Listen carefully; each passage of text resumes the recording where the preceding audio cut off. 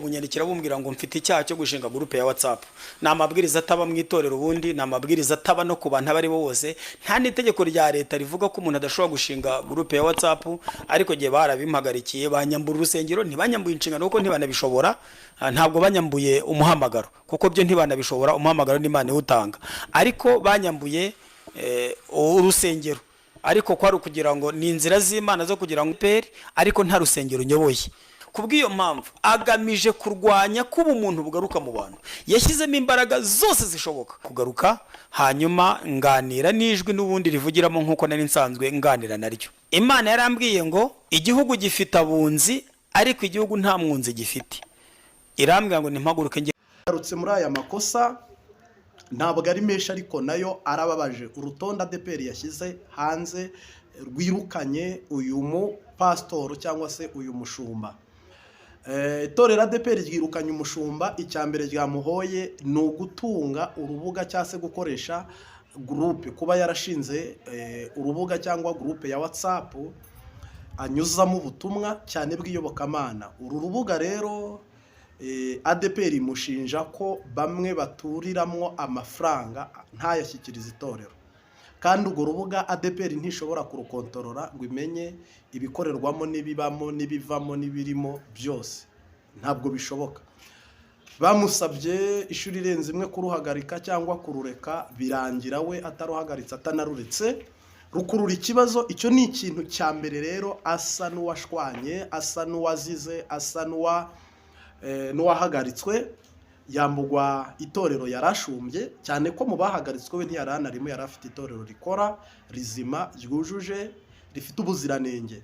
Icya kabiri, uyu mupapa yazize ni uburyo bwo gusengera abantu mu buryo bunyuranyijwe n'amahame dogitrine z'idini. Mpamya ko atari dogitrine z'umwuka, ahubwo nazita dogitrine z'idini ry'itorero ADEPR, kuko gusenga nta signification bifite kundi kwari ukwamamaza ubutumwa bwiza no kubuvuga hose no kubugeza hose. Uyu rero ikosa yakoze nuko mu ivugabutumwa rye yakoze ikosa, asa naho asengeye abantu basanga mu mago cyangwa mu ngo.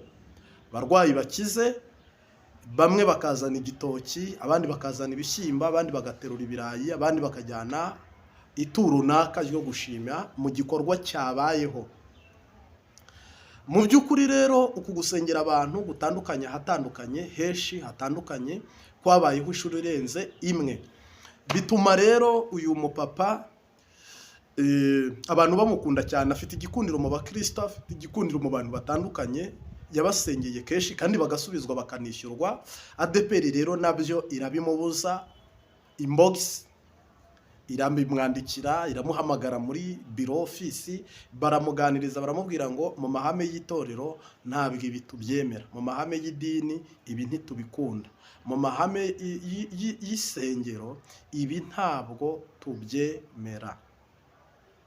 Icyakora icyagaragaye nanone twinjiye mu ikosa rya gatatu, ni ukuvuga ngo uyu mupasitoro ngira ngo yaramaze n'igihe muri ADEPR, nubwo mubona ari umwana, ariko uyu inshingano azimazemo iminsi rwose akora umurimo w'Imana mu itorero rya ADEPR. Yabaye umudiyakoni igihe kitari gito, aba mwarimu igihe kitari gito, ahabwa inshingano za gishumba kugeza ubwo abakuru bamurambitse biganza abapasiteri. Uyu munsi wa none rero irindi kosa rya gatatu bari kumwagiriza cyangwa se bari kumushinja, ADEPR yagize ibintu byo guhagarika ubuhanuzi, guhagarika yerekwa n'inzozi n'ibindi, ariko ADEPR ntiyabihagaritse komute nk'uko nge mbivuze, ahubwo yo irabirwanya muri systeme, ku buryo mu rusengero wuzuye umwuka wera arahanura mu minota bo bashaka cyangwa mu gihe bo bagena. Watinda bakaguhamagara, watinda bakaguhugura, watinda bakakwegera bati turabona dukurikije turebye turumva urimo wishe gahunda cyangwa se wagize herere cyangwa se itorero uri kurigumura wariciyemo kabiri, ikindi bakagira sisiteme yo kuyungurura ubuhanuzi wahanuye bwasenya abantu, uri gucamo ibice itorero, uri kumurateza akajagari.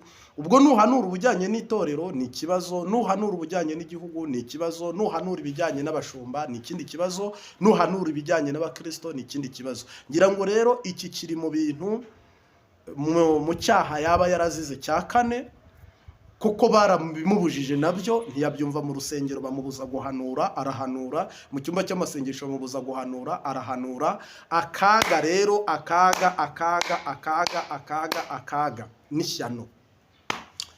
Nyuma y'uko ibi byose abiciye amazi, ngira ngo rero nk'uko ubonye aka kavideo tubanje hano imbere, mu by'ukuri ni akamaramaza n'agahinda. Uyu mushumba yirukanwe ariko aziza amaherere, aziza ubusa, kandi ikosa riri kuri Izayi. Ikosa riri kuri Izayi narabibabwiye, nubwo muntera amabuye muri komenti, ariko Izayi niwe nyirabayazana, niwe source y'ikibazo ADEPR ifite. Nawe yabigizemo uruhare. Yirukanye abapasiteri benshi, nubakirukana urabona ko n'uyu munsi hagaragaye uyu nguyu waduhaye ubuhamya, atanga ubuhamya avuga ibyo yazize.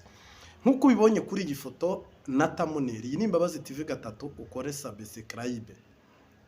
Umwami Yesu nashimwe cyane.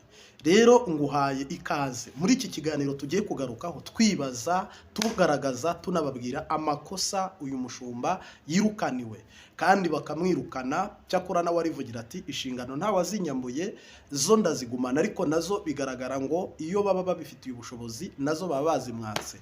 Mu mahame y'itorero ADEPR cyangwa se mu mabwiriza agenga itorero ry'abapantekoste ADEPR,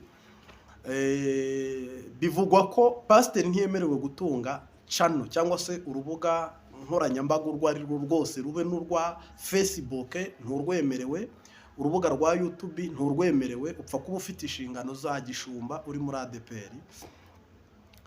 Urubuga rwa WhatsApp nturwemerewe, cyane ko uyu yanazize urubuga rwa WhatsApp. Urubuga rwa TikTok nturwemerewe. Izi mbuga zose rero twita imbuga nkoranyambaga wemerewe kuzikoresha, ariko ukazikoresha zitakwitiriwe, zitari mu izina ryawe, ukaziti zikaba ari imbuga uri bukoresha ariko bitari mu mazina yawe, bitakubaruyeho. Koko ADEPR ntibyemera ko umuntu yashinga urubuga cyangwa se yagira imbuga nkoranyambaga mu buryo ubwo ari bwo bwose. Oya, ADEPR yemera ko umuntu yigishwa akigisha, ariko ntabwo wemerewe uru rubuga.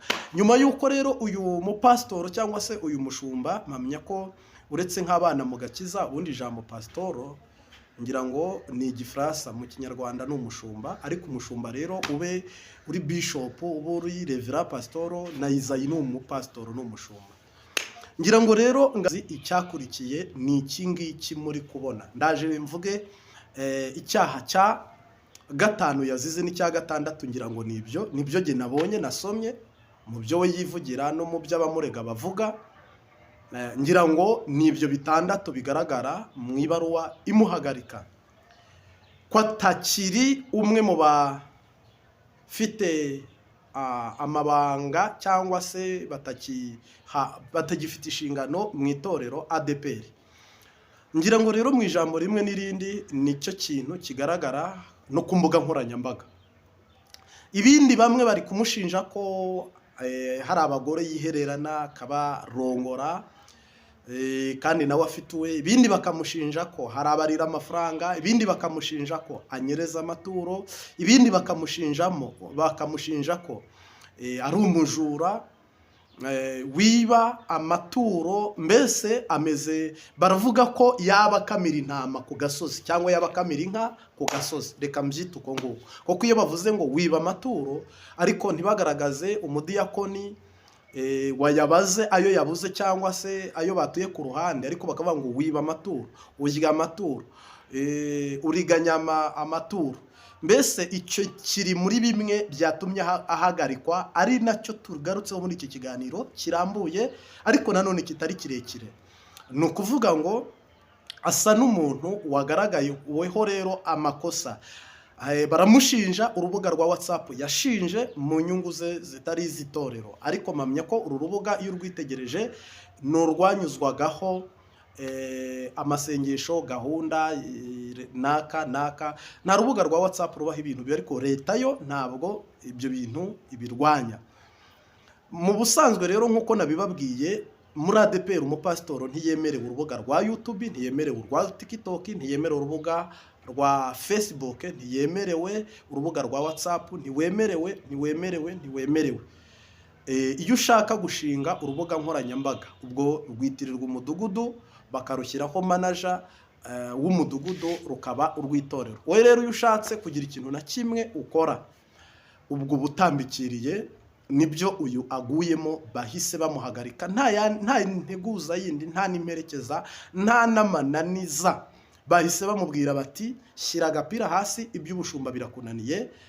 Kandi koko nawe nk'uko ubonye video tubanjeho, nawe niko gahinda n'amarira avuze rero ko bari baramuboshye, yarari mu kiziriko, yarari mu marira n'agahinda, kuko yabuze uko akorera Imana nuko yakora umurimo w'Imana yisanzuye. Ubu rero yamaze kugera hano ku mbuga nkoranyambaga, ngira ngo video ye mwayibonye ica ahantu iguma buri muntu wese ayigiraho discussion, cyangwa se ayivuga ayikritikaho, ayidiscutingaho. Uyu mwanya rero n'aka kanya ngira ngo niho natwe tubashije kubagezaho iyi video. Twihanganishije umuryango we kuko yari afite abana n'umugore. Turongera tunihanganishe abakristo, ni inkuru nziza itari mu bakristo. Turongera tunabwiriza tunamusaba ko iki kintu n'iyi nzira n'uru rugendo yaruhagarika. Kwirukana abashumba nta mumaro ubamo, ahubwo gukosora amakosa mu buryo buboneye. Ntabwo wabuza umuntu gukoresha WhatsApp, ntiwamubuza gukoresha YouTube, ntiwamubuza gukoresha Facebook, ntiwanamubuza gukoresha n'ahandi hose haba hakwiye kunyura ivugabutumwa ADPR yakabaye, by'umwihariko Izayi. Ariko ubwo butumwa bugatambuka, mpamya ko inyungu z'ibyo, kandi nawe rega ariye ntacyo bitwaye, nawe inda ye ni nk'iyawe Izayi, kandi nawe rega umuryango we ni nk'uwawe, inda ni nk'indi, umuntu ni nk'undi. Ntihakabeho kwikunda kugeza ubwo abantu bayoberwa iyo bava n'iyo bajya.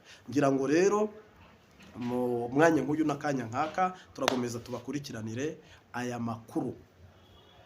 Kindi cyaba twabamenyesha cyangwa se twababwira, tugusabye subscribe, like na share kuri iyi channel Imbabazi TV.